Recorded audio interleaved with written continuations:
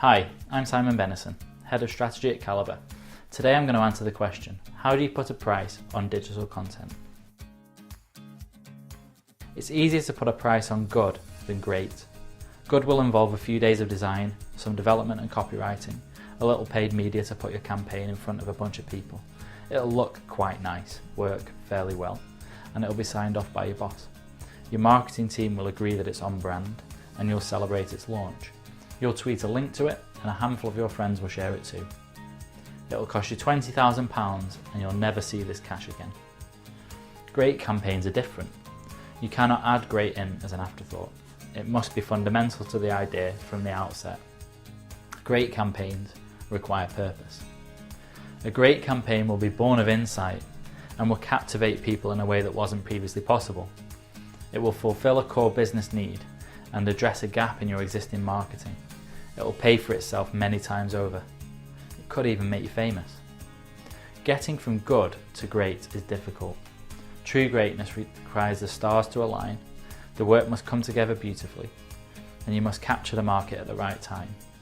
There's an element of luck involved. Even if you do everything right, you may only ever manage a few great campaigns in your career. The first thing I'd like you to take out of this presentation is that aiming for greatness is worth a higher investment, while settling for good can lead to failure.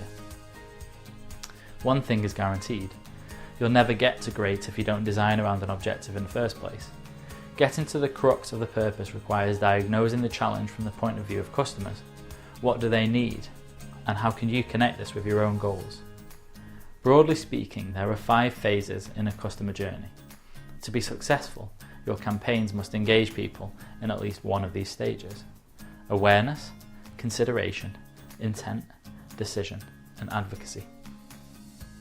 Avinash Kaushik, who's the analytics guy that advises Google, has a measurement framework for these phases which he calls See, Think, Do.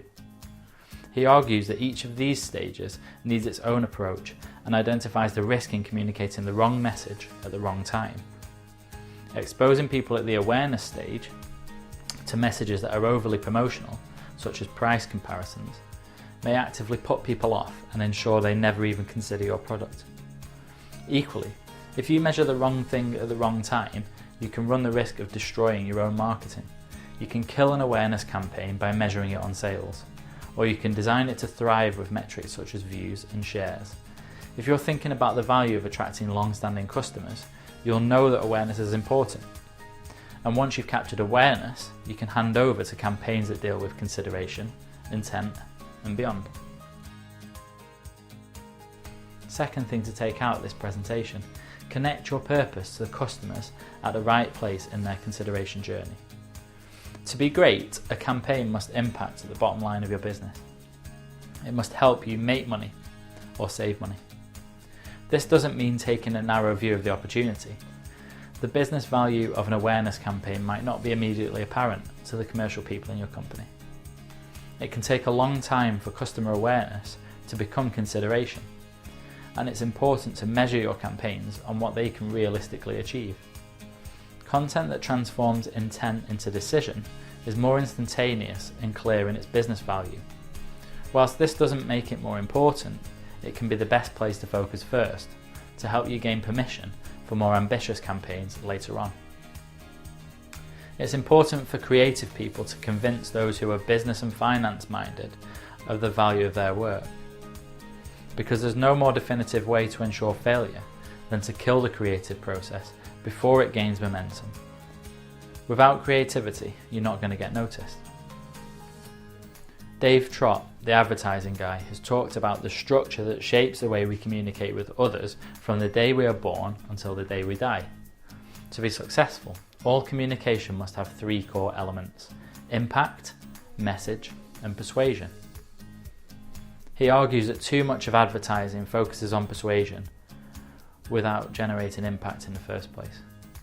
And you can't persuade someone who hasn't heard you. The third thing to take out of this presentation: align the purpose of your campaigns with the goals of your business, and don't let short-term thinking kill long-term success. When I was designing shoes, I was introduced to the concept of cost per wear. You can justify producing something more expensive if it will be used many times. Quality pays for itself in the long run. I urge you to apply this to your marketing content investments. Pay less for merely suitable content and you'll get it for a reasonable price. But after it launches, you could find yourself back at square one and wondering why you invested in the first place.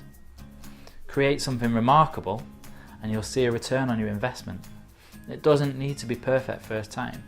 Measure it in the right way and you'll inform the continual iterations and improvements that are needed to get you where you need to be. And finally, when putting a price on content, consider what a great campaign can achieve for your business. Work out the potential benefit of the results you need and invest as much as you can in a campaign that will achieve these results. Don't merely settle for good, or you might achieve nothing at all. If you're going to be working long hours, investing time and money, putting your heart and soul into your marketing, it better be worth it, right?